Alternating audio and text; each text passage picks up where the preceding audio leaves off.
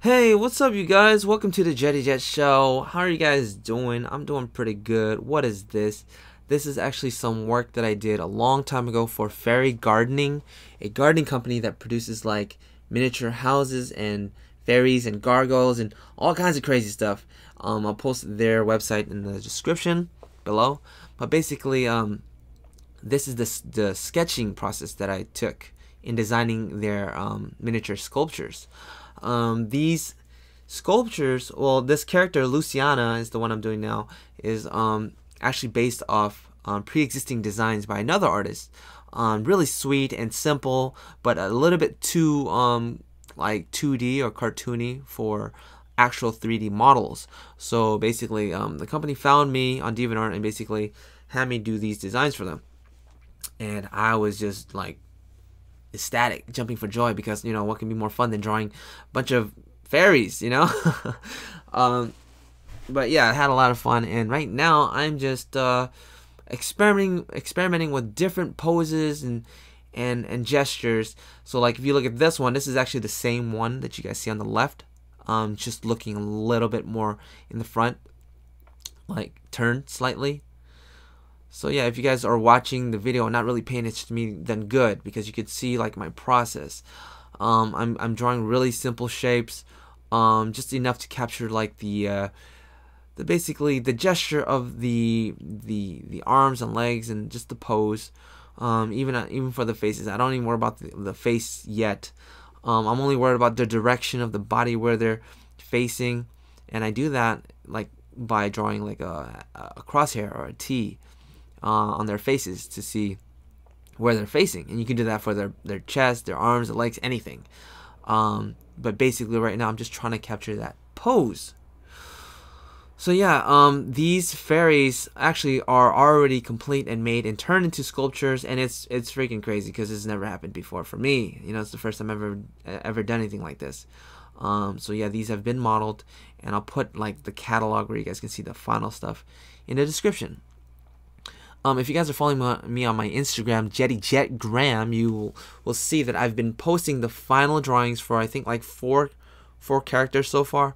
One character for every day, and until all the fairies are out, which is like 10 fairies and 4 gargoyles. I'll post the final drawing, of course, in the description and also Instagram. So follow me on Instagram if you guys haven't yet. JettyJetGram.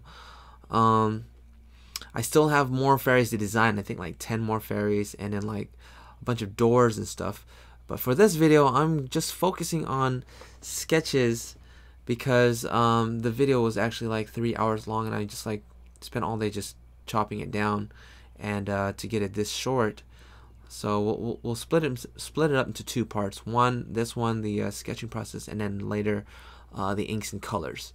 Unfortunately, I only have I think like 4 videos or 4 characters, including 1 gargoyle, so that's good. But the first 4 fairies that I posted on Instagram, I didn't think to record the process. But that's okay, because each character I think is going to be split up to sometimes maybe 3 videos, because they are a little bit longer. So for Luciana, this character, I'll be posting up probably 2 parts.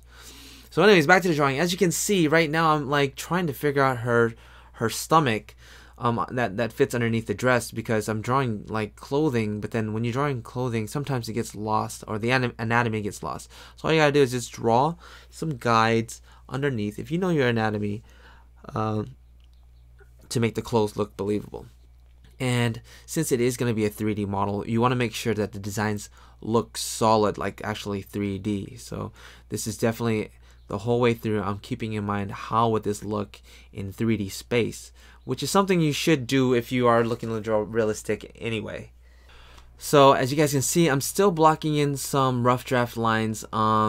The first stage, I was just trying to capture the gesture, and I like to call that layout. Same like for like comics or manga, you want to lay out just the important stuff, like the placement of the hands and the direction that they're facing and things like that, blocking in really simple shapes. So in a sense, it is layout.